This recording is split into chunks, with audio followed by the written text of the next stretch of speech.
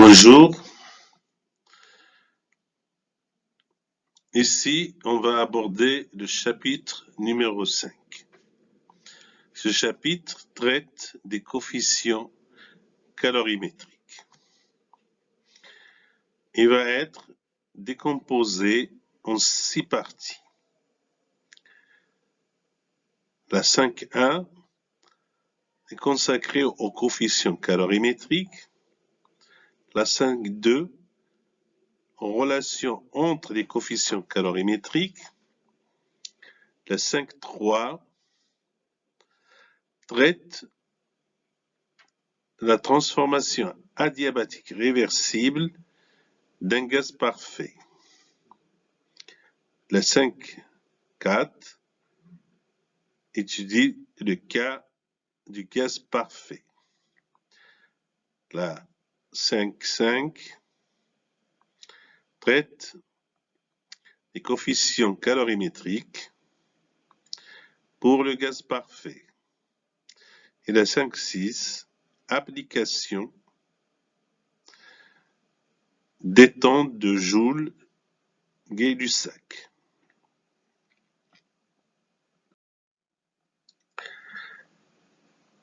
Alors, la 5.1 coefficient calorimétrique. Soit un système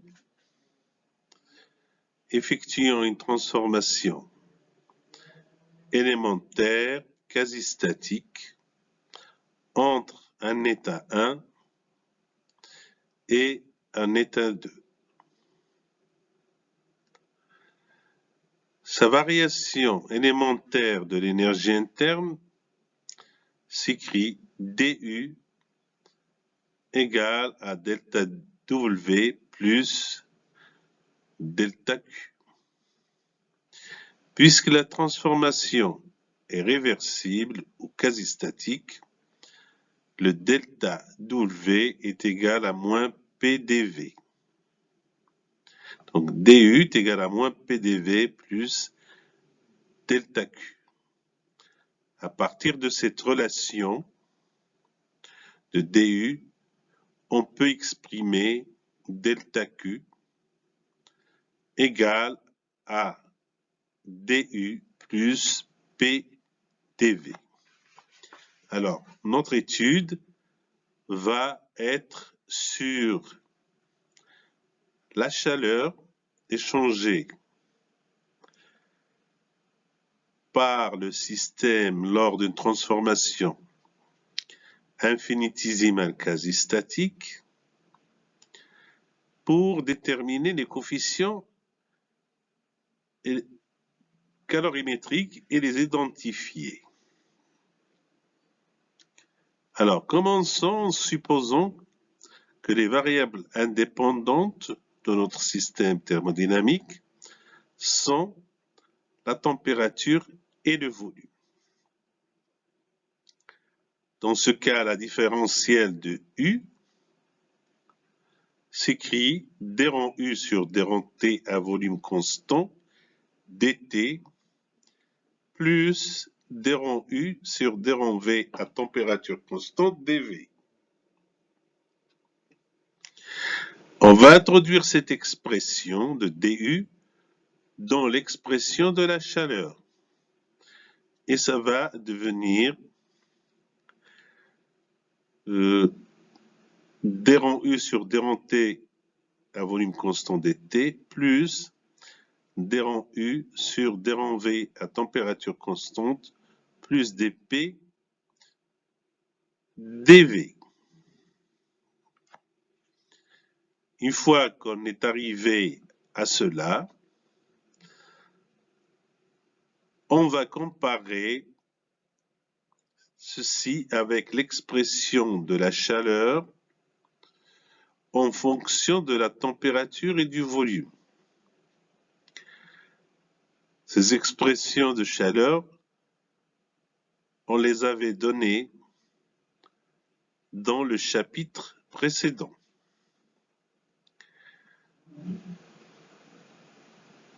Ici, delta Q est égal à CV dt plus L dV. CV et L sont des coefficients calorimétriques qu'on cherche à identifier. Donc, comparant ces deux relations, on a CV est égal à d rond U sur d rond T à volume constant. Et L égale à d rond U sur d rond V à température constante plus dP. Retenez bien ces relations-là. Remarque, CV est la capacité thermique à volume constante. Elle est toujours exprimée en joules par Kelvin. Alors que petit l, c'est la chaleur nécessaire qui provoque au cours d'une transformation réversible isotherme une variation de volume égale à 1 mètre cube. L'unité de L, c'est le joule par mètre cube.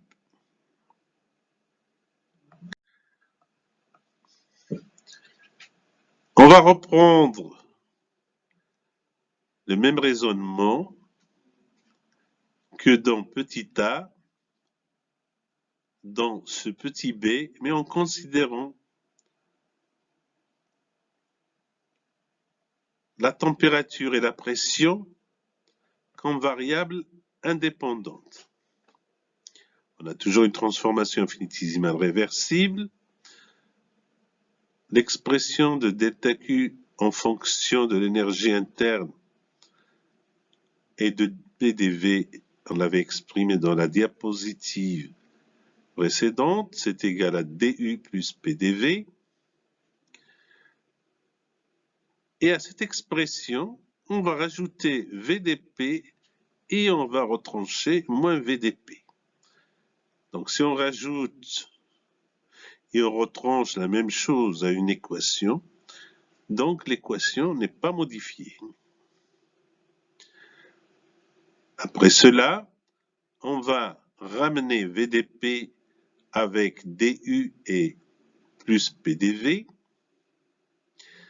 et on laisse seul moins VDP. Alors cette expression, c'est égal à la dérivée ou à la différentielle de U plus PDV moins VDP. Cette expression, on la connaît, c'est l'enthalpie H. H est égal à U plus PV. Donc je remplace U plus PV par H. Donc l'expression de la chaleur élémentaire échangée par le système, c'est égal à DH moins VDP.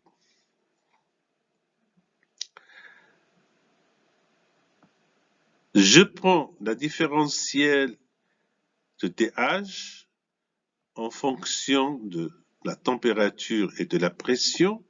Donc ça va s'écrire d rond A sur d rond T à volume constant dt plus d rond A sur d rond P à température constante dP.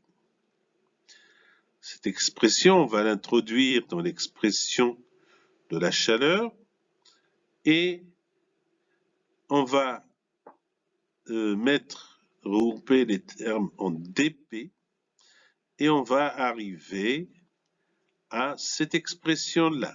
D rond A sur d rond T à volume constant dt plus d rond H sur d rond P à température constante moins V dP. Donc, cette expression de la chaleur est en fonction de deux variables indépendantes, la température et la pression. Donc, on prend l'équation de la chaleur qu'on connaît en fonction de la température et de la pression, qui s'écrit sous forme de Cp dt plus HdP, pour identifier ces coefficients calorimétriques, Cp et H, en comparaison avec cette expression qu'on vient de trouver de delta Q. Donc Cp est égal à d rond H sur d rond T à volume constant. H est égal à d rond, petit h est égal à d rond H sur d rond P à température constante moins V. H, ou petit h, c'est la chaleur nécessaire provoquant au cours d'une transformation réversible isotherme une variation de la pression de 1 pascal. L'unité de H, c'est joule par pascal. Cp, dont l'unité est joule par Kelvin, c'est la capacité thermique à pression constante. Résumons ce qu'on a trouvé jusqu'à maintenant. On a trouvé le CV, c'est d rond U sur d rond T à volume constant. On a trouvé le petit l est égal à d rond U sur d rond V à température constante plus dP. Cp égale à d rond H sur d rond T à volume constant. Et petit h est égal à d rond H sur d rond P à température constante moins V. Il ne reste d'autres coefficients calorimétriques à déterminer, qui sont le lambda et le mu. Dans ce cas-là, il faut prendre comme variable indépendante la pression et le volume. Donc, lambda, c'est comme si c'est le delta Q sur dP à volume constant. Et mu, c'est le delta Q sur dV à pression constante. Alors là, je vous représente les 4 équations de la chaleur élémentaire avec les 6 coefficients calorimétriques, CV, Cp, LH, lambda mu. Il nous reste à déterminer lambda et mu. Dans 5.2, relation entre les coefficients calorimétriques. C'est la relation entre les coefficients calorimétriques qui va nous permettre de trouver lambda et mu. Si l'on exprime la différentielle de la température en fonction du volume et de la pression, donc on peut écrire dt est égal à d rond T sur d rond V à pression constante dV plus d rond T sur d rond P à volume constant dP. Et on va prendre cette expression de dt, on va l'introduire dans un premier temps dans l'équation ou dans l'expression 1 que nous avons ici, ça veut dire le CVDT plus LDV. Et l'équation de la chaleur va devenir ceci. dP dV. En faisant la comparaison avec l'expression 3 de la chaleur, lambda dP plus mu dV. Donc j'ai lambda est égal à CV d rond T sur d rond P à volume constant et mu est égal à CV d rond T sur d rond V à pression constante plus 1. Donc je viens de trouver deux expressions, une pour lambda et pour mu.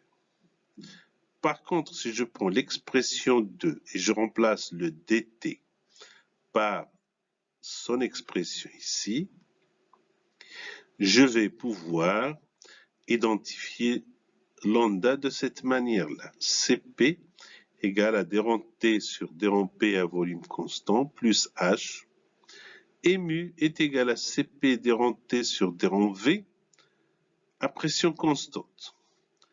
Donc là, je viens de trouver les expressions de lambda et de mu en fonction de Cp et de H. et je les appelle ces expressions 1' et 2'. Alors qu'ici, j'ai exprimé les mêmes coefficients calorimétriques, lambda et mu, en fonction de CV et de L. Et je les ai appelés 1 et 2. Par identification, entre les relations 1 et 1' et 2 et 2', on trouve L est égal à Cp moins Cv d rond T sur d rond V à pression constante et que H est égal à Cv moins Cp d rond T sur d rond P à volume constant. Et que lambda, qui est égal à delta Q sur dP, c'est égal à Cv dt et d rond T sur d rond P à volume constant. Et mu, qui est égal à delta Q sur dV à pression constante, c'est égal à Cp d rond T sur d rond V à pression constante. Ainsi, les 6 coefficients calorimétriques ne sont donc pas indépendants. On peut tous les calculer à partir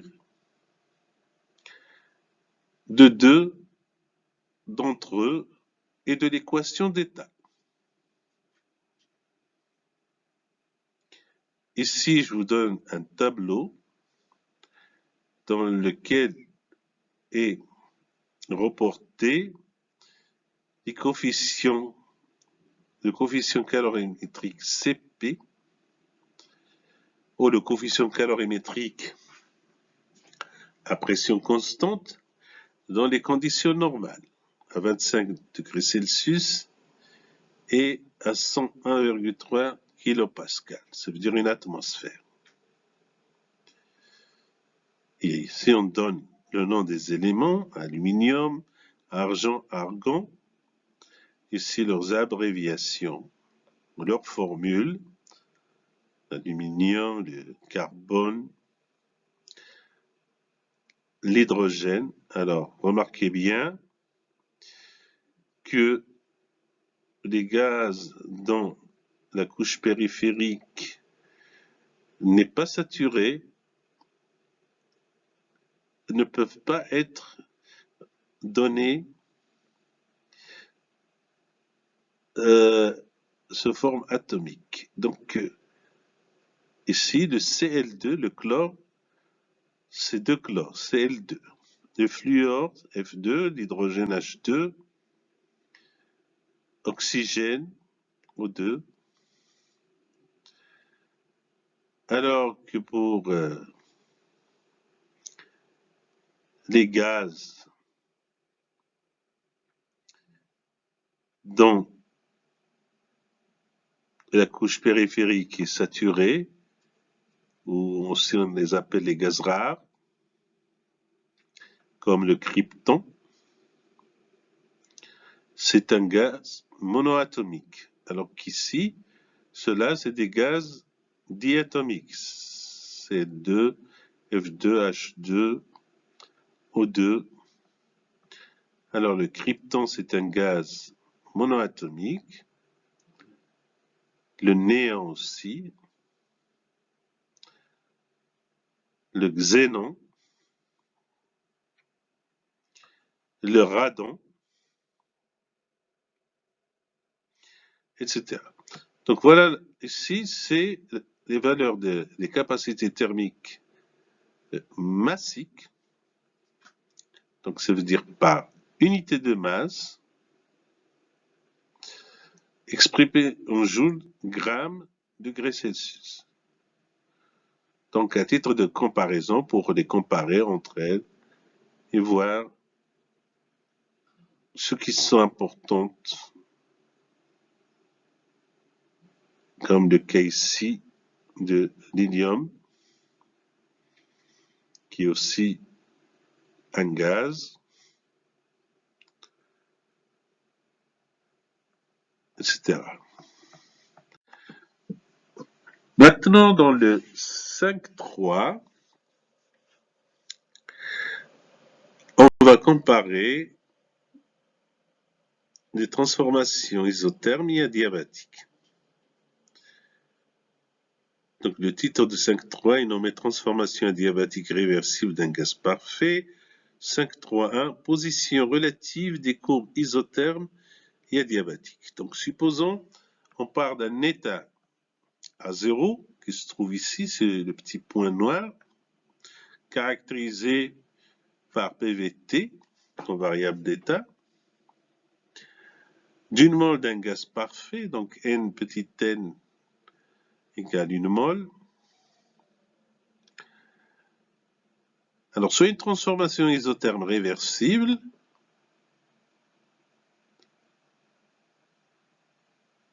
et une transformation adiabatique réversible.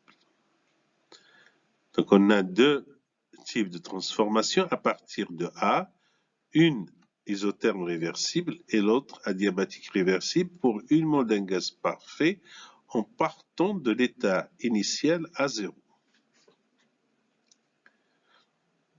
Et on veut voir comment ils se comportent l'une par rapport à l'autre, c'est-à-dire au niveau de leur pente, quelle est la courbe qui possède la pente la plus importante, la courbe de l'adiabatique ou la courbe de l'isotherme. Alors, comme on avait dit tout à l'heure, c'est un gaz parfait, une mole d'un gaz parfait, donc l'équation d'état c'est PV égale RT. Je veux calculer la pente de l'isotherme, je n'ai qu'à dériver, puisque je suis dans le diagramme PV, donc je dérive P par rapport au volume, d rond P sur d rond V pour l'isotherme à température constante, en prenant cette formule-là, où l'équation d'état c'est moins RT sur V carré, et RT c'est PV, donc c'est moins P sur V. On va faire la même chose pour la transformation adiabatique. Donc la transformation adiabatique, ça veut dire que le système n'échange pas de chaleur. Donc delta Q adiabatique est nul. Et je vais faire apparaître la pression et le volume, donc je vais choisir l'expression de la chaleur sous forme de P et de V. Donc c'est lambda dP plus mu dV égale à 0. Donc la pente, c'est dP sur dV, c'est d rond P sur d rond V adiabatique, et c'est égal, à partir de là, à moins mu sur L, sur lambda. Donc je vais exprimer ce rapport-là, sachant que l'expression de mu, comme on l'avait déjà établi dans la diapositive d'avant, c'est ça, et pour lambda, c'est ceci. Donc j'introduis dans U sur lambda, je remplace, et j'aurai finalement moins Cp sur Cv d rond T sur d rond V à pression constante fois d rond P sur d rond T à volume constant.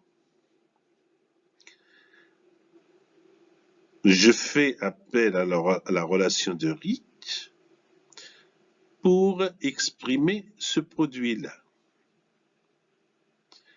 Donc, à partir de la relation de Ritz, je trouve que ce produit-là, c'est égal à moins 1 sur ça.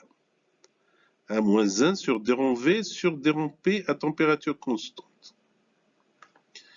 J'utilise les règles des dérivées, donc ça, c'est égal à moins d rond P sur d rond V à température constante.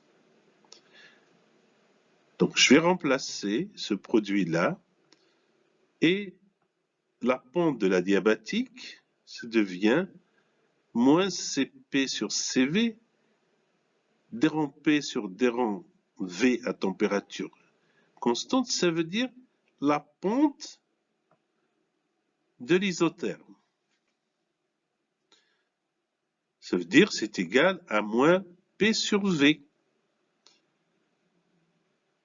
C'est ce qu'on va voir dans la diapo suivante la pente de la diabatique dans le diagramme de Clapeyron, PV, d P sur d V à diabatique est égal à un coefficient gamma d P sur d V à température constante et la pente de l'isotherme c'est P sur V, donc c'est moins gamma P sur V.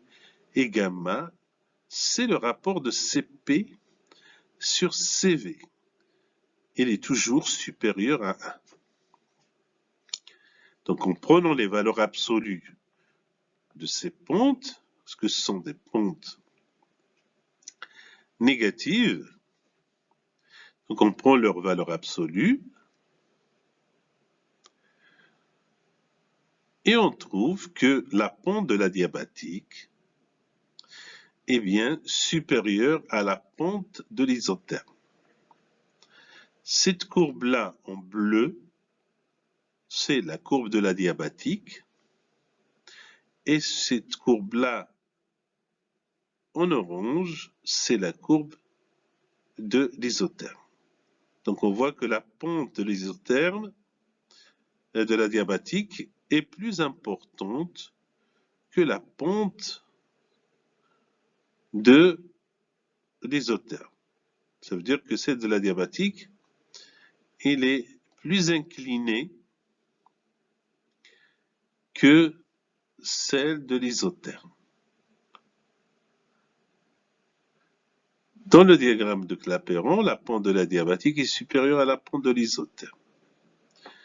Donc toujours, lorsque vous allez dessiner une isotherme à côté d'une adiabatique, faites bien attention à ce que la pente de la diabatique doit être plus importante que la pente de l'isotherme. Si vous faites l'inverse, c'est faux. Alors faites bien attention. Passons à 5.3.2, équation de la transformation adiabatique réversible d'un gaz parfait. Donc tout à l'heure, on a établi cette relation-là, celle-là. Or, dans le cas d'un gaz parfait, à 1 mol, PV est égal à RT.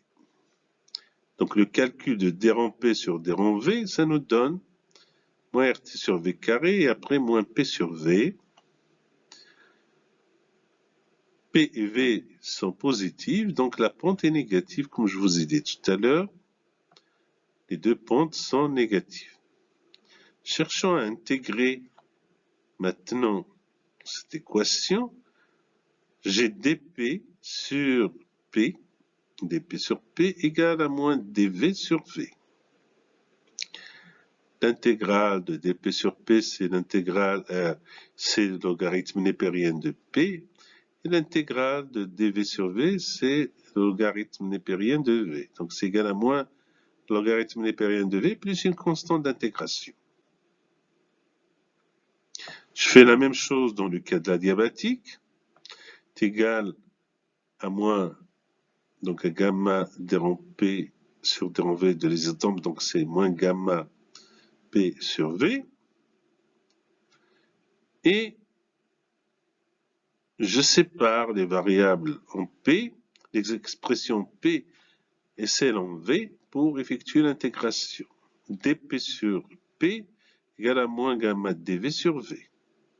Logarithme népérien de P est égal à moins gamma logarithme népérien de V plus une constante. On va réarranger les deux équations, celle qu'on a obtenue par l'intégration de la pente de l'isotherme et celle qu'on a obtenue par l'intégration à partir de la pente de la diabatique.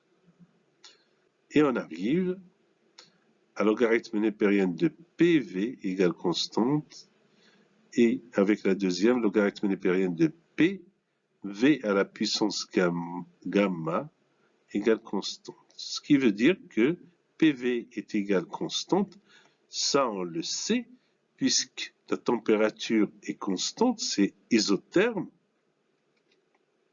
Isotherme, température constante, donc R, c'est une constante, ce qui veut dire que PV est une constante. Et on vient d'obtenir une nouvelle information que PV à la puissance gamma est constante pour la transformation adiabatique. Cette nouvelle relation qui est valable pour les transformations adiabatiques réversibles d'un gaz parfait, PV gamma égale constante, on l'appelle l'équation de Laplace. Conclusion, lors d'une transformation adiabatique réversible d'un gaz parfait, on a PV gamma égale constante, c'est l'équation de Laplace. Et à partir de cette équation, on peut en trouver d'autres. Et si elles mettent en relation la pression et le volume, on peut en trouver une autre. On met en relation la température et le volume. C'est TV à la puissance gamma moins 1. Il suffit de remplacer la pression par l'équation du gaz parfait. C'est RT sur V. Et sur V, ça nous donne gamma moins 1. Et T, V, gamma moins 1. Et R, c'est une constante, donc ça devient une constante ici. Et de la même manière, on peut exprimer transformer cette équation de Laplace en fonction de la température et de la pression. Ça veut dire en essayant de faire disparaître le volume ici. En utilisant toujours l'équation du gaz parfait PV égale RT. Et on trouve T gamma P puissance 1 moins gamma égale constante. Si j'élève tout à la puissance 1 gamma, donc ça devient T P1 moins gamma sur gamma égale à constante. Donc toutes ces quatre relations sont valables dans le cas d'une transformation adiabatique réversible d'un gaz parfait. Donc on va choisir dans la résolution des problèmes celle dont on possède la valeur des variables. Si on a la température et la pression, on va utiliser celle-là ou celle-là. Quand si on possède la température et le volume, on va utiliser celle-là. Et maintenant, là, si on a la pression et le volume, on utilise celle-là. Le 5.4, cas du gaz parfait. 5.4.1, le modèle du gaz parfait, on va définir comment on définit le gaz parfait. Dans un gaz parfait, parfait, ça veut dire idéal. Les molécules sont supposées identiques et de très petites dimensions. Donc, le gaz parfait est constitué de petites molécules de petites dimensions et identiques. En plus, ces molécules n'ont pas d'interaction entre elles, sans interaction mutuelle. Donc, ça veut dire qu'ils ne se dérangent pas mutuellement. Et finalement, ils sont animés de vitesse dont les directions sont aléatoires et de même probabilité. Donc, il n'y a pas de direction privilégiée. Ils peuvent partir dans toutes les directions d'une manière aléatoire.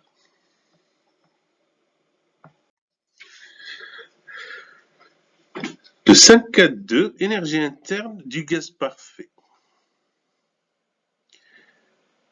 Comme les énergies d'interaction entre les particules dans un gaz parfait sont négligeables, ça veut dire qu'il n'y a pas d'interaction, il n'y a que de l'énergie cinétique, il n'y a que du déplacement ou de rotation. Donc ça veut dire que l'énergie potentielle interne totale dans le cas du gaz parfait est nulle. Donc l'énergie interne du gaz parfait est fonction uniquement de l'énergie cinétique interne totale de toutes les particules qui composent le gaz parfait, ici, si grand N. Alors, N, nombre total de particules qui composent le gaz parfait, et UCI, c'est l'énergie cinétique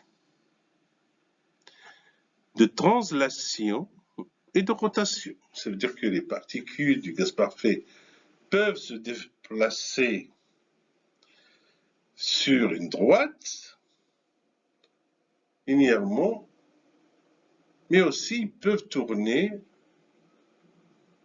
sur eux-mêmes. Donc la particule peut faire des rotations et des translations. Comme la Terre, lorsqu'il tourne autour du Soleil, il effectue deux types de mouvements. Un mouvement de translation autour du Soleil, mais en même temps, elle tourne autour d'elle-même, qu'on appelle le mouvement de rotation, ce mouvement qui nous donne la nuit et le jour. Alors que le mouvement de translation nous donne les saisons, les 4 saisons. Donc ceci dit que à chaque particule I, on a deux types d'énergie cinétique. L'énergie cinétique liée à sa translation et l'énergie cinétique liée à sa rotation. Et la somme des deux nous donne l'énergie cinétique interne totale d'une particule. Si la vitesse de cette particule est VI, son énergie cinétique de translation, c'est 1/2 mVi carré, plus l'énergie cinétique de rotation. Retenez bien ce qu'on vient de trouver là, parce que il va nous servir dans la deuxième partie de ce chapitre. Cette première partie va finir ici. Donc, récapitulons. EIC translation, c'est l'énergie cinétique de translation de la particule I. UIC rot, c'est énergie cinétique de rotation de la particule I. Ici, je vous montre le tableau périodique des éléments. En rouge, c'est les gaz. Ce qui nous intéresse, nous, c'est les gaz parfaits. Donc ici, c'est les gaz. Alors, il y a deux types de gaz. Ici aussi, c'est les gaz, c'est l'hydrogène. Dans la couche périphérique, n'est pas saturé. Donc, on le trouve toujours sous forme de deux atomes. C'est un gaz diatomique, H2. Par contre, l'hélium, sa couche périphérique est saturée. Donc, on le trouve sous forme monoatomique. Il y a d'autres gaz qu'on trouve sous forme monoatomique, comme le néon, l'argon, le krypton, le xénon et le radon. Ceux-là, on les appelle les gaz rares. Ils n'interagissent pas avec d'autres corps. Donc, c'est des gaz inertes. On les appelle aussi des gaz inertes parce qu'ils n'entrent pas en réaction. Ici, vous avez l'azote, le nitrogène, l'oxygène, le fluor et le chlore, qui sont des gaz dont la couche périphérique n'est pas saturée, donc on les trouve toujours en diatomique. C'est N2, on trouve ça N2, O2, F2, Cl2, H2. Ceux-là sont toujours des gaz diatomiques. Et ceux-là sont des gaz monoatomiques. Voilà, c'est terminé cette première partie du chapitre 5. On va aborder, Inch'Allah, la deuxième partie de ce chapitre.